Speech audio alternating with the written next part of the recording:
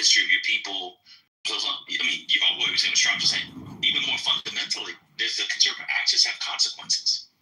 When you do things in the public sphere, it can affect your life. It can affect your livelihood. That's the whole ball game in part. Yeah, I told Julia in the other room. I said, you guys are the ones always arguing for unrestricted liberty. You want the liberty to hang out with who you want to. You want the liberty to go wherever you want. You want the liberty to make the decisions. And here's an employer exercising its liberty, and you're mad about it. That's a problem. Yeah, conservatives care. They talk about liberty all the time. And I said, the privilege to work is not one that without limitation. It is true that in the workplace you do have some rights, but if an employer isn't disciplining you for reasons that are illegal, the employer is fine. And the guy, it seems, just didn't want to shut up. He wanted to keep on talking. They told him they didn't like what he said, and they probably told him that moving forward, they expect him to do X and avoid doing Y. And he said, no, I'm going to keep doing Y, and so I'm going to quit. And that's what happened. So, yeah, no, it's odd. And then they said that in 2025, the conservatives are the ones getting canceled all the time. And the folks on the left are not being canceled. I pointed them to Claudine Gay, and I said, consider how she was treated. She was embarrassed, humiliated. She was stripped of some job responsibilities that were major, all because she didn't share Trump's views on a particular subject. So she was canceled. Yeah. Yeah. So my thing is that what's interesting to me is that they engage with these racist discourses. You know, the people who dance on the grave of DEI and whatever, with very little consideration. Oh, I'm sorry, I'm far away from the phone. With very little consideration of how living in the world as a Negro, as a Black, means that the proliferation of those racist discourses, which turn into public policy, will also limit your ability to exercise your individual liberties and freedoms. There's just not the racial analysis, right? Like, I'm just, like you mentioned, Maga, it is a really new and strange thing to see Black people engage in these politics with no racial lens, with no thought or attention paid to twice as good. Yeah, I don't know. It's just, everybody wants to do whatever they want. Issue. Oh, go ahead, RK, do you think? I was just going to say, Kimberly, slight pushback. There are people who will say, and for good reason, that the twice as good requirement is unfair and shouldn't be imposed on them. Sure, I would say that it's unfair, but that's because you're liberal. Right. Conservatives would not say that. Right. Conservatives would say you need to be more than twice as good because you and your people are behind in the progress and march of modern civilizations and cultures. Yeah, I'm talking about the deficits in the ideology, the philosophy of the modern Black Republican.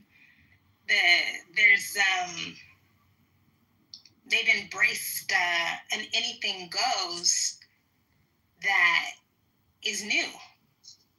I would argue there's a strain of Black conservatism. Not a strain, excuse me. I would argue one of the major strands of Black conservatism is not only to critique, Hurricane's on the phone, this is for him, but I'll say it. Get it in the I can hear it. Yeah. Oh, you're back. Fascinating. I would say, Hurricane, anybody else who's interested, if you're not interested, I apologize. I would say that there is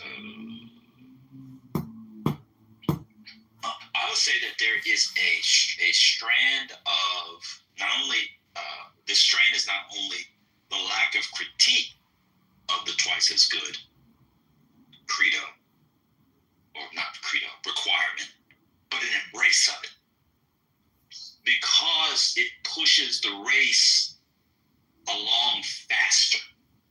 I think Black conservatives actually generally embrace that Black people need to be twice as good, because when they're twice as good, that allows them to catch up.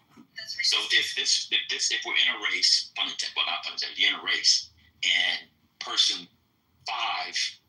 the guy in lane 5 is 50 meters ahead of you, and you're running at the same speed as person 5, you're never going to catch up.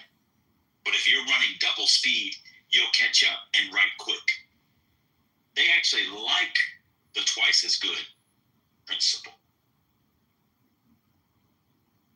Yeah. And they like the twice as good principle, not out of animus traditionally, not out of animus for the Negro, but as a way to make up for the history and the legacy of enslavement. For sure. I mean, I was always taught that you have a responsibility to your people to be the best that you can be, to do the best work, to get the best grades, to be the most punctual, even though I always failed at that. That is how we show our care for our community.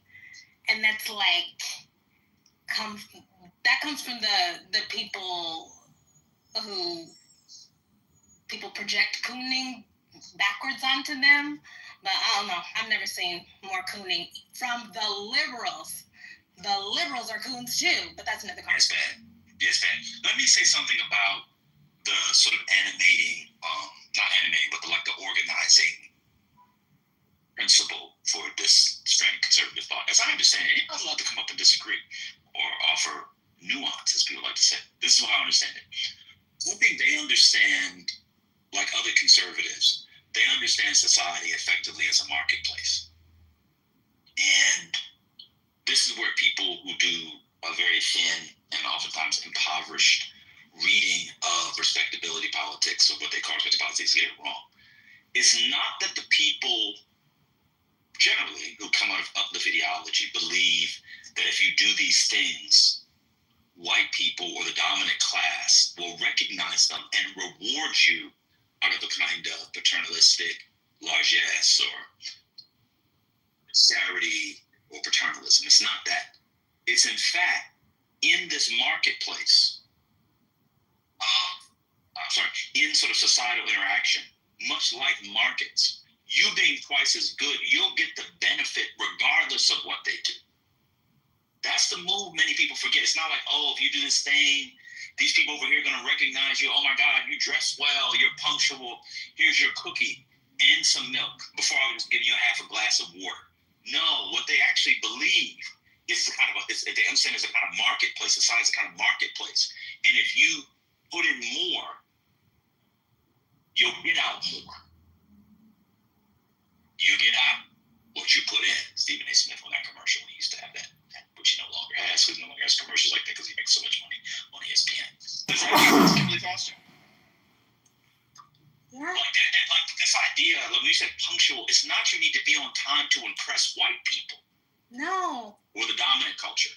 It's you're on time and you perform a certain set of behaviors and present yourself in a particular way that, much like there's a kind of market relation, you're going to reap more from your investment because you're investing more, regardless of what the white people do. Oh, I hate the white proximity thing. How has that taken hold so deeply? What did I miss? You guys are talking now about punctuality or something?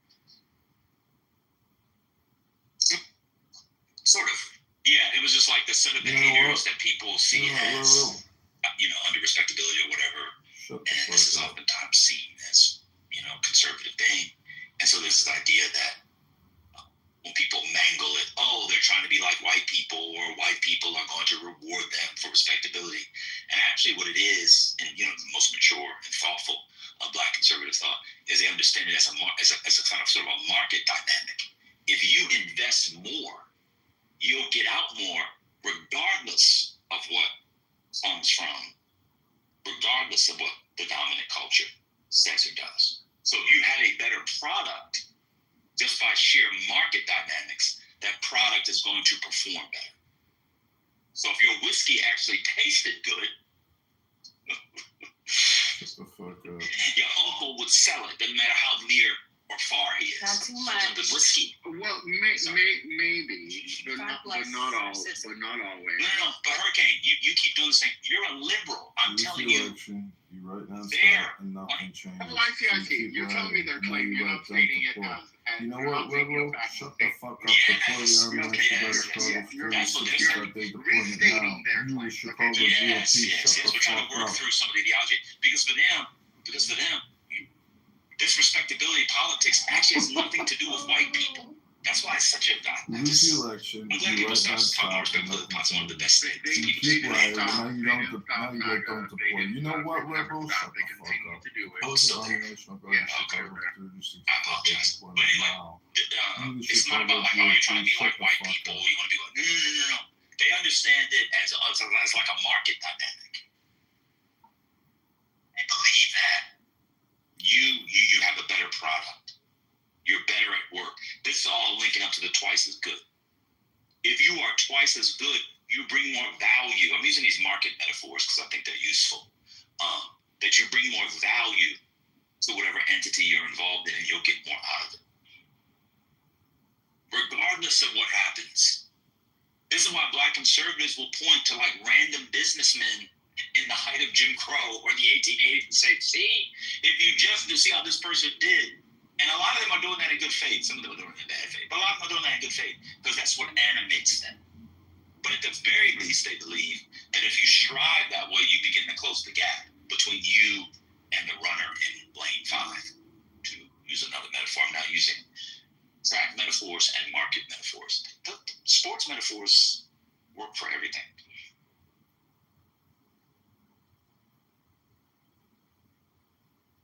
It's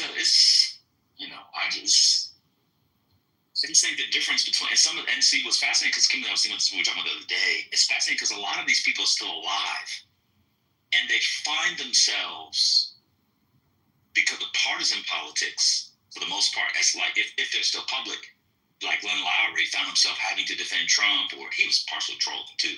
But like they find some Trumpism and sort of MAGA ideology does not align with modern or traditional Black conservatism at all. And it doesn't align culturally, socially, economically. It just doesn't align at all, in my mind. People can disagree if they want, but it doesn't align at all. But MAGA Black conservatives, they got the power. They're the mad now dog. Shout out to Finding Forrester. So he brought these people along. And what's fascinating is some of these guys have sons and daughters, actual sons and daughters, but also intellectual legatees. And so, like, Claude Steele's son is a MAGA. Or you can get a Thomas Chatterton Williams. I'm trying to understand in part, how to understand someone like a Thomas Chatterton Williams. And they all want to do what Shelby Steele did in the 90s. They just can't do it. Anyway. We can talk about the boy if people want. I could play this video. Because that stuff comes with responsibility. And I think that if there's anything that hopefully we can respect about the old school Black conservatives is that they weren't running away from the idea of responsibility or carrying weight or duty the way, I'm sorry, this has turned into misandry, but they weren't running away from duty the way that so many of the young Blaga are. There is a way in which, this is going to be incendiary, but so many of these young Black male MAGA, the young Black male conservatives, they are neutered. They're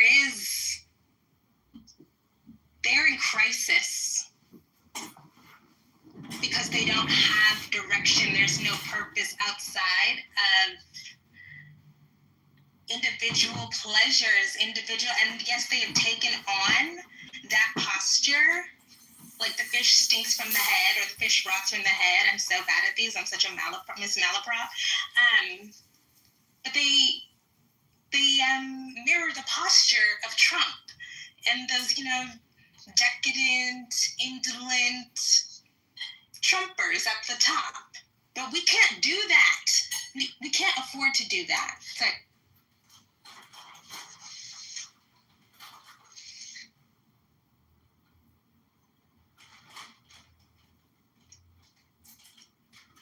That's right. That's right. One thing that they have, I think, one rhetorical advantage they have over Black liberals, which Kimberly Foster and I have been talking about a lot on the app, at least. Maybe I'm really talking. I'm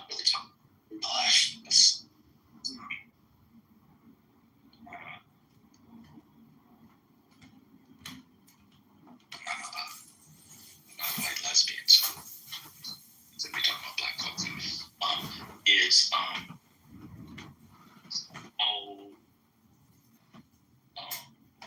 Is the cultural angle. No, I don't know when Black liberals, leftists, academics are going to realize it, but you cannot give the cultural discussion to the right, or what we're calling the right, or Black conservatives. You cannot. And they have. And they will be increasingly more appealing to regular people. This is a very, very new phenomenon. And it is, well, and we all know where it comes from. Anybody can respond if anybody can speak if they want. The stage is open, be open to pay. You cannot not talk about these things. I'm sorry, you just cannot. They're going to win every time, or appeal to people every time. In a world without Jim Crow, the way people live Jim Crow, in a world without lynching, in the way people had to live with lynching, without all those sort of all-pervasive, shared forms of systematic oppression, race-based, you cannot give the conservatives culture, and they will continue to appeal to people because liberals and leftists are afraid to talk about culture. And Kimberly Foster, this is one of the areas where, again, they align with the nationalists. Black nationalists. Some Black nationalists, not all. They talk about culture all the time. May I ask, this is probably a remedial question, but I just thought about it. Let me crash, not remedial. Yeah, I mean, you can crash if you want. I'm working. I remember last time you said the word remedial and people crashed. I remember that. That was so insane. But keep going. I mean, some things are remedial. It is. I know. Bad thing.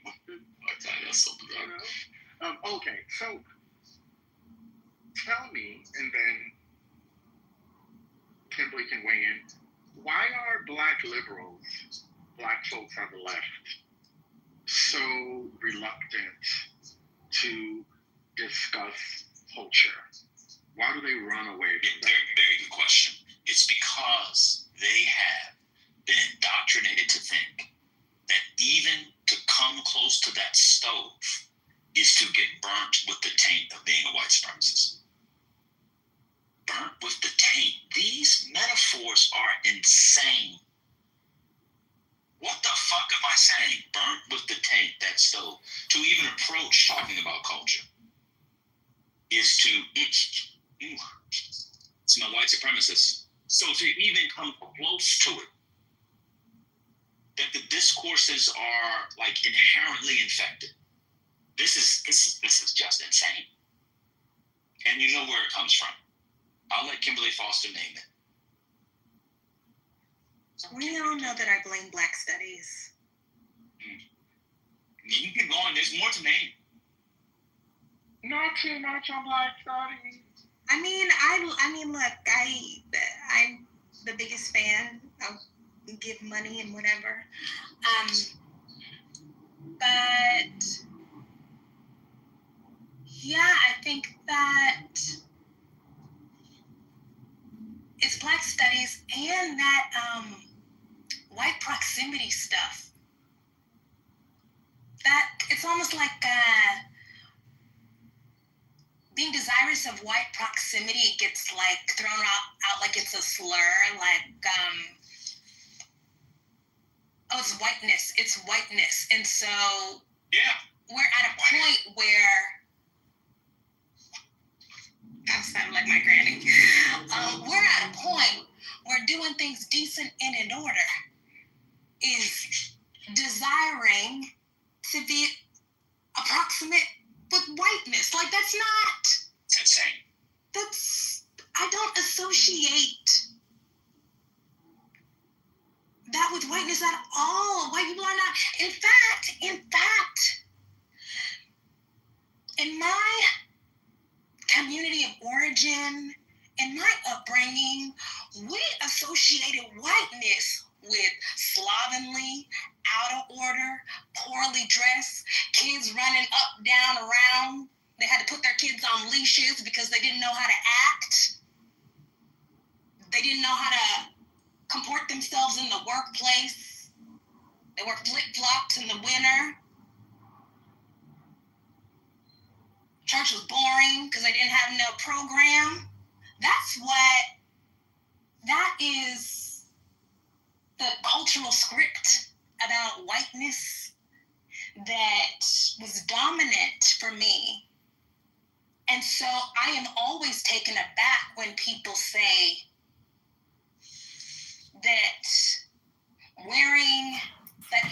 not wanting people to wear jeans to church is white supremacy.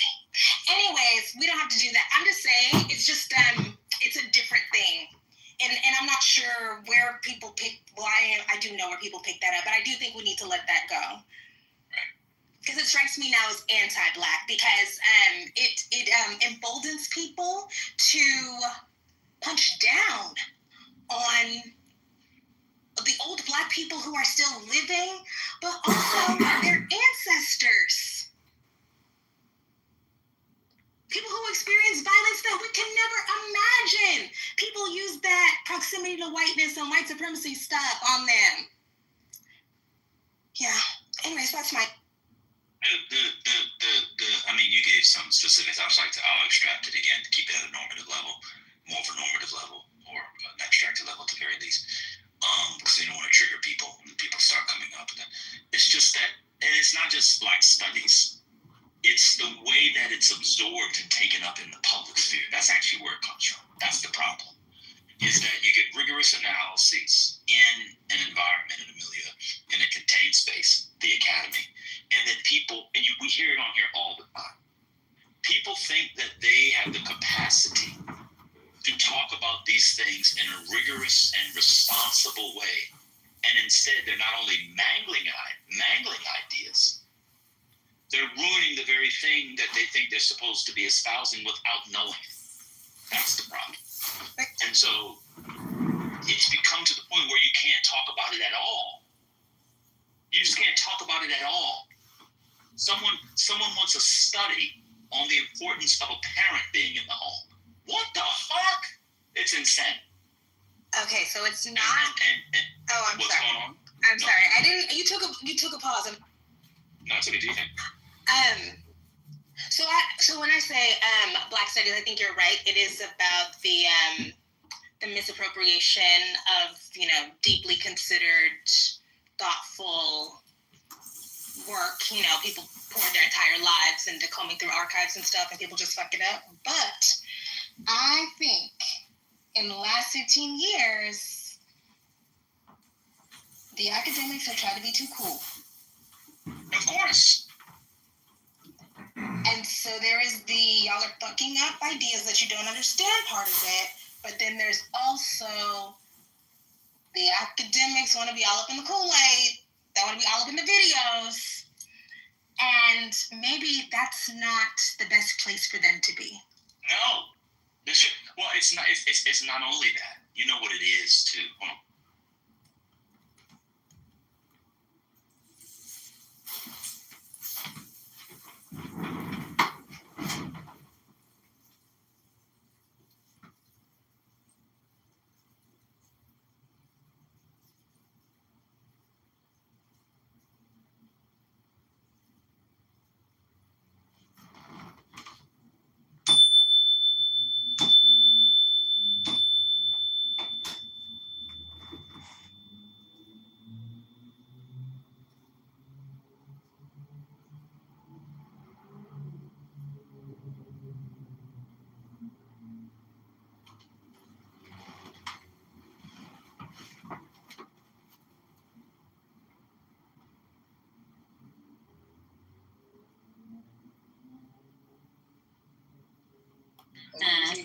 iPhone 6S for this, so I have to update to like an iPhone. Like they have more black women managers now, like per capita, proportionally speaking, than would ever be represented by the population. And so I think it's fair to point out that although I agree that there needs to be a proactive solution to righting the wrongs of the past, no question about it. If it's right in our face that's happening, we have to at least laugh about how far it's come instead of complain about how far it needs to go. I mean, that's what I'll say about that. So I think we need to celebrate where we've come as a result of the last 10 or 15 years of being constantly reminded how fucking awful we are as white people. Well, and then I think we also have to recognize that it potentially has gone too far and it needs to pull back a little bit, because these are not black and white issues. Mike, no pun intended. These are scales so gray. well, just it strikes me how much your characterization of the book White Fragility is contextualizing everything that you're saying and seeing, right? You're pushing for white durability or something to that effect. And you're pointing out that the context by which this author tries to push the black-white conversation into this, whatever she means by white fragility, you have a visceral dislike, right? You see it as almost specifically targeting your buttons. You see it as like not speaking to you, and you see it as a gaslighting, which is then provoking you to engage in some kind of white durability, like a positive imaging of what it means to be white in the modern age. I just find it interesting that, like, she has you within her ballpark. You're playing her game. I'm playing her game, but her characterization of how psychologically dangerous I am and how I fail to recognize it just because my skin is white. You fragile. It doesn't resonate as real. Yeah, it just doesn't. Well, I'm not fragile. I just want to call out how unrealistic it seems to be. Let me put it this way, because she has denizens, people following through on this ideology. Within that reasoning, they predicted that you would turn against them and towards the whiteness to feel secure because of, as they will explain, your fragility. I think you're right about the whole gaslighting. Yeah, it's hilarious. Yeah. This is why it's insidious, just because it's unfalsifiable, right? So what they say is the discomfort that Mike is feeling. See, that's a sign of how much work there's left for him to be doing. Mike, you know what you need to do? You need to lean into that discomfort. The more you hate this and dislike it, wow, you're just revealing how racist you are. Exactly. And so it's a fucking scam. It's like trolling me. It's trolling me. It's trolling me and then saying, "See, I told you so." When I react, And it's all paths lead to the same conclusion. That's why it's unfalsifiable. If you say you're not racist, well, there you go. That's just denial. So the only path is either you say you're racist or you're revealing how racist you are by saying you're not racist. And thankfully, a lot of people have seen through most of that. I read White Fragility when it was the new book back in the day, and I thought it was hilarious because I didn't buy into any of it.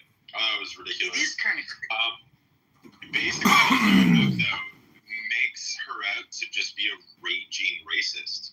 Like her little anecdotes. This is true. You know, I say this. Oh, by the way, you said you're going to. What is that? Political science thing? My cousin Camille. Hold on, Kimberly, you're being strained by John Kitover. Oh, I don't. Do you need to do your thing so you can report it again? Yeah, if I could just get a link to it, but you know. Sure. I got you. 1 second. There's a shift happening. I was just talking to somebody. The woke times at the, what do we call them, the Max 7 companies, they're over. The woke people, we don't have as much pull as we used to. I'll just leave it there. That's because you guys went a little too far with it, if you know what I mean. I'm not gonna go into detail. Good morning, Kimberly. Hi. Brother Maga, I got a phone call and I missed what you said. What did you say when I got a call? If you don't mind repeating it really quickly.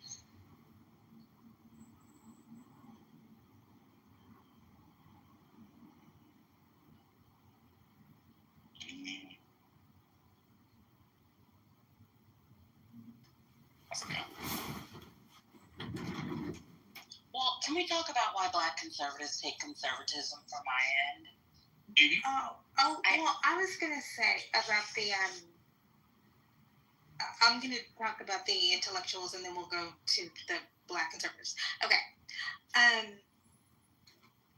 I think one of my strengths is I've always been really comfortable with hierarchy. And most people, it disturbs them. It unsettles them, the idea that you have to order things.